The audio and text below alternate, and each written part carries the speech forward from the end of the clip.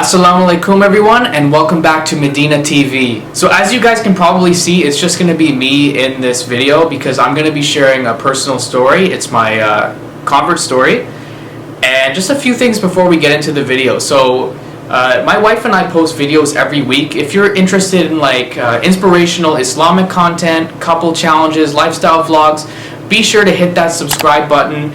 And also click the post notification. It's like a bell icon and it's going to notify you every time we post. In this video I'm going to talk about my transition from Christianity to Islam, and in no point in this video do I mean to disrespect any religious belief. And I love my family and I have no intention here to disrespect them as well. I'm just going to tell you guys my story and how I came to Islam. My process of coming to Islam was very gradual, and I'm going to take you guys through the different stages of my life because that's going to give you the full picture of how I came to Islam. So growing up, I came from a town outside of Toronto, Canada. It's a small town. Although there was some level of multiculturalism, most people were Christian and white, and so my family was Christian. My mother's Catholic and my father just identifies as Christian. I went to Catholic elementary school, Catholic high school, and Catholic church as well. And I always had a firm belief that God existed throughout my life. The thing is, when I didn't feel that strong connection when I went to church. So I would sometimes go to church, especially on Easter and Christmas time, but I wasn't someone who went to church every single Sunday. And I didn't feel that strong of a connection with God, and I didn't really understand a lot when I went to church. The same thing, even though I went to a Catholic elementary and high school, I didn't feel like I really learned a whole lot about Christianity, even things learning how to understand the Bible, for example. I didn't really feel like I learned very much. However, I still always maintained that strong faith in God. In terms of Islam, I didn't really actually have a whole lot of exposure to it growing up. The only things I was really told about Islam were ideas from my parents and from the media, and they're basically Muslims are terrorists, they're there to cause harm, you shouldn't associate with these kind of people. And so I didn't really pay too much mind to it at first because I wasn't really around Muslims. However, when I graduated from high school, things changed quite a bit. So I went to a university that was only 10 minutes away from my small town, and I noticed there were quite a few Muslims. And my family always cautioned me, don't get too close to these people. If you want to work together with them, that's fine, but don't get too close. And so that first year of university, I'd say, is the first time I started questioning my faith a bit as a Christian. And there was a period where I actually came across someone who was Christian online, and this was completely unintentional and completely random. And over time I started chatting with them a little bit, and then they started telling me a little bit about their beliefs. And this made me feel good at first because I felt like I had connected with someone who was Christian. The school I was at, there were a lot of Muslims and people I didn't feel as strong of a connection with in terms of religion. So it was kind of bringing me back to where I was before university. And so this person started actually telling me their beliefs about Christianity, and then they started telling me how to read the Bible. And at first I was a little bit skeptical, but over time they kept convincing me to start reading the Bible, but to read it in a literal way. So to take basically biblical verses and read them word for what they mean. And at that point I started getting more and more immersed into it and what they were telling me, and that's when things got a little bit weird. So I started reading literal Bible verses, and there'd be verses saying the family will separate, the moon is going to turn blood red when the day of judgment comes. And I know it sounds crazy to hear that, but this person, I feel they actually use legitimate brainwashing techniques. And so I got a little bit off path for a bit, and my family and friends were concerned about that. So my family actually contacted the chaplain from my high school, and chaplains basically are there to try to get people who are in spiritual crisis back on track.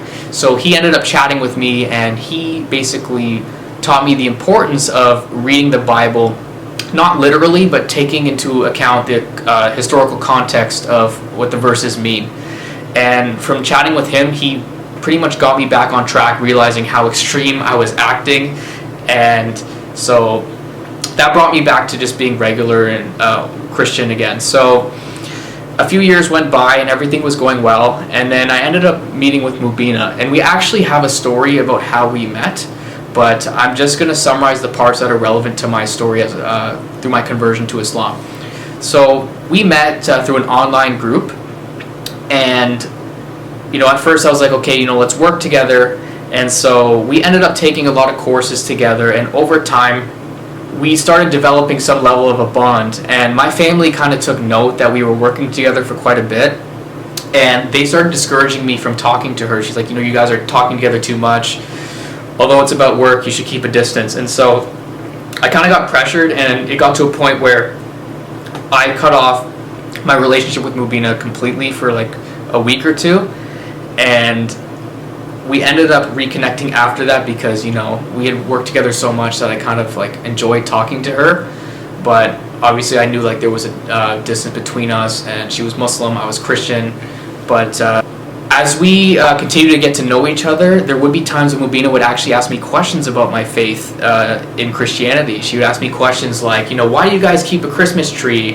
Why do you guys believe in the Holy Trinity? And why do you eat pork? Those are just some examples. And I tried to give her explanation as to why we did those things, but I felt like my answers for her were not making sense. So she ended up actually contacting the chaplain that helped me earlier, and even his answers weren't really resonating with her at all. And there would be times when I would actually ask her questions about Islam just out of curiosity, but whatever she would tell me about it, I would kind of like shoo it away and just be like, no, it's okay, I don't want to learn too much about this. Because I knew that if I actually started liking anything about Islam, that my family would have a conflict with me. So I had to kind of like pretend, like just not take any interest in it. And so things started changing a lot around the time when we graduated. My family noticed how many years we were working together, and they started like making jokes, saying things like, oh, you guys are probably going to get married. We even got to a point where my mother and sisters took me in the kitchen, and they're like, listen, we know that you guys have been talking quite a bit. Are you going to convert out of Christianity to be with this girl? Like, are you serious about being Christian? And I was kind of shocked by that conversation, but I was like, no, I assure you guys, I'm Christian, I'm firm in my belief, you have nothing to worry about. And I feel like that's kind of where the start of the misunderstandings happened with my family.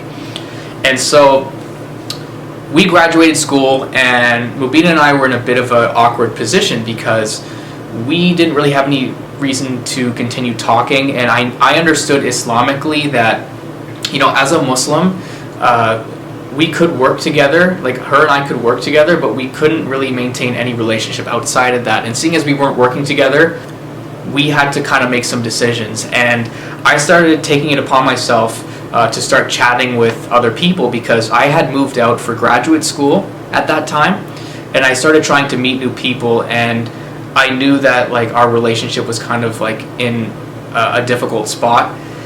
And so long story short, I had to really reflect on our relationship and our direction, and after thinking about it for like a whole afternoon, I realized that I didn't want to continue without Mubina in my life. And so at that point I confessed to her that I think I had feelings for her, and I knew that she had feelings for me, but we both realized that we still had that religious barrier coming between us. And living at home, I never really gave Islam a chance because I knew about the conflicts that would happen, and Mubina took more of an effort to really understand Christianity. So I felt like it was only fair at this point, now that I'm free to learn about Islam, that I would actually give it a chance. And so I told Mubina, there's no way I'm going to convert for you. I don't even believe in Islam. There's a lot of questions I had and doubts that I had about Islam, but I told her, I'll give it a chance. Let me research it a little bit and learn more about it. And so I started researching, I started watching videos, I started asking her more questions about it. And the more and more I learned about Islam, the more I realized like, wow, like I actually kind of like this. It makes a lot of sense. And for example, one of the first things I started learning about Islam and started implementing in my life was the halal food. And I knew that, to really understand Islam, I have to start like implementing some of the practices and teachings of Islam. And so I started actually learning about halal food, started learning about the ingredients. I actually went to the grocery store and started picking out some halal food. So there was a point where I was eating halal food and haram food at the same time. Eventually, though, I started gradually eating just halal food, and I actually even went and threw out all my haram food. I started learning about the prayers, and what I really liked about the prayers is that like it had a structure. So I started learning the movements of the prayers. I started praying at certain times, even at Fajr in the morning, and I was like, wow, this really must keep you guys on track, because I felt one struggle as a Christian was there was no structure with the way I pray, with the way I give charity. Like I felt like I wasn't really having as strong of a connection with God because I wasn't able to. Like I didn't really have any structure and ability to keep that strong relationship with God.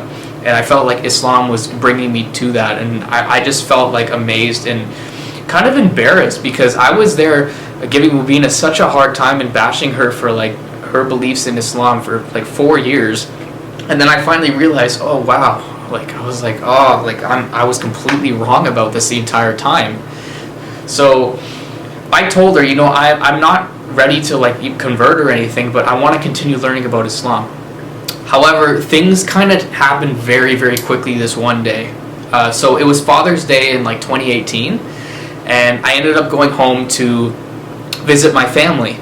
And this is where I started feeling like I was in a bit of an identity crisis, and it happened very quickly. So I was still Christian, but I went to my family's home and they gave me snacks, and I read the ingredients and I knew they're haram, so I had to kind of like say, oh, thanks for the snacks, but like I had to kind of accept it but not show that I wasn't going to take it. And then they had steaks because it was a barbecue, and I was like trying to dodge it and be like, no, just give me the fish and some vegetables. I don't want the steak right now, right? So I was having to kind of hide what I was eating. And then when I was at their house, I'm like, you know what? I don't feel right doing this. I do not want to hide my identity. And so I quickly ran upstairs. I grabbed my box of memories, anything I could fit in there. I basically put everything in there because I knew that I wanted to convert at that moment. And I knew that my family was not going to support my decision since they really had a strong dislike for Islam. So I basically grabbed whatever I could carry, and I just told them, I'm going to take this to my new place. What happened was, on the drive home, I knew for sure, like, I want to convert, I want to say my Shahada now, because I'm not the type of person who's going to hide my identity, and I'm living alone, so I have an ability to do this now.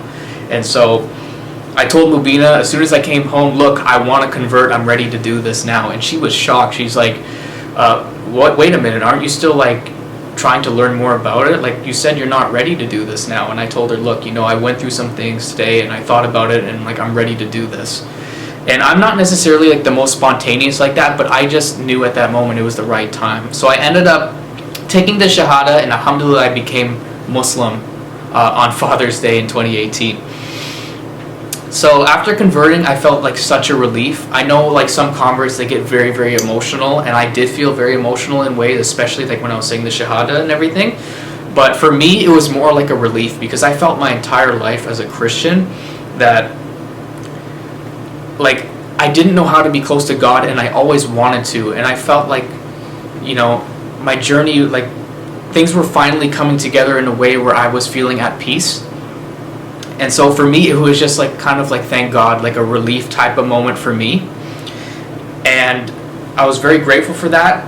But after converting, I knew there were still some challenges ahead. So I just started a new position, as a master's student, and I just started a few months ago. And so I was a little bit concerned growing up with all these negative stereotypes of Islam. Like, what are my coworkers going to think about me converting? And then I was like, what are my friends going to think about me converting? And then I was like, oh no, what are my family going to think about me converting? And so I took things step by step. So first I told my coworkers, they were accepting of it. I was kind of surprised. I told my friends, they were accepting of it. I was, again, surprised, but like, I was like, the next challenge is telling my family, and I knew that was going to be really difficult. So I spent like the next month thinking about what's the best way to tell my family about me converting. At first I was thinking, well, I could tell them in person, but then I was like, what if it's hostile? What if they completely like what if it's like a big conflict? And so I thought again, and I was like, maybe I'll tell them on the phone. But then I was concerned that I wouldn't get my message across, and I'd be very emotional about it. So I'm like, maybe the best step would be to message them first about this, and then maybe we can transition to a phone call. So I put together a message, but when I did that, I thought to myself, I'm like, I want to pursue a relationship with Mubina, and I want to convert to Islam. I don't want to keep shocking my family, so why not put everything in one message and just get the big shock over with, and then we can hopefully move on. So in that message, I mentioned to them in summary that I converted to Islam and I want to pursue a relationship with Mubina. And I knew that they weren't going to take it well, and that's sure enough what happened. So my family were really disappointed and upset with my decision. And I knew that they weren't really going to be in a state of reasoning why I was doing that, but I tried anyway to reason and explain why I made that decision. They weren't hearing it. They even thought that Mubina brainwashed me into converting to Islam.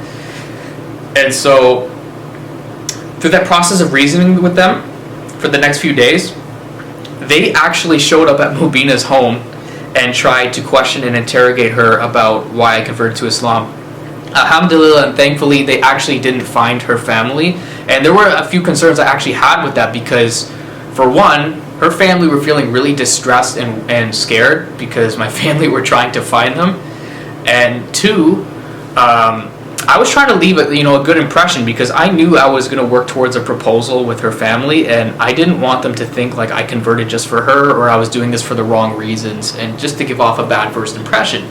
And so thankfully things worked out and started cooling down. I was still in touch with my parents and trying to explain to them why I converted, but they still weren't happy with it.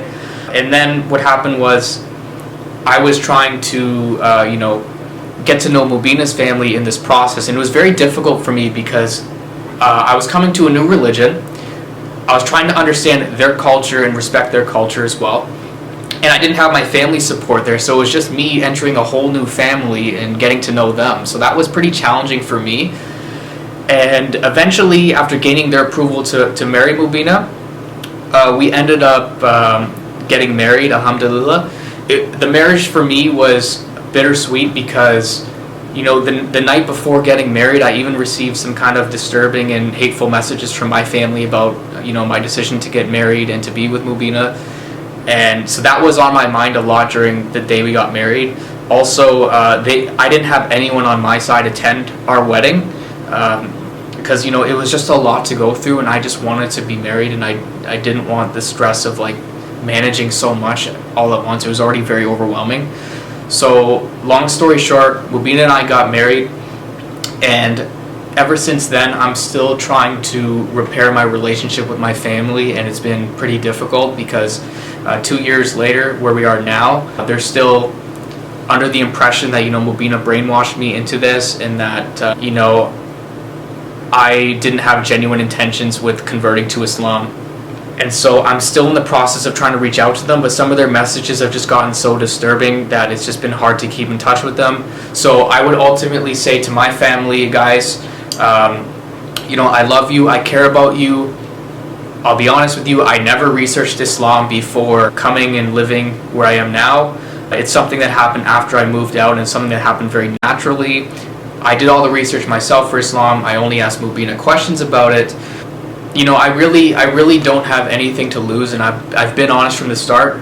I understand why you guys would have the impression that you do, but I hope that someday, we can talk about it and, resolve these misunderstandings, because the things that you think about what happened with my conversion and with our relationship are not what actually happened. So I'm hoping that this video does clarify some of those misunderstandings, and also can inspire other people to see what it's like for a revert to come to Islam. I really greatly appreciate you guys hearing out my story. If you guys like this video, please click the subscribe button, comment your thoughts, let me know what you think of this story. We post videos every single Sunday, so stay tuned for that. And yeah, so take care, and look forward to chatting with you guys again soon. Assalamu alaikum.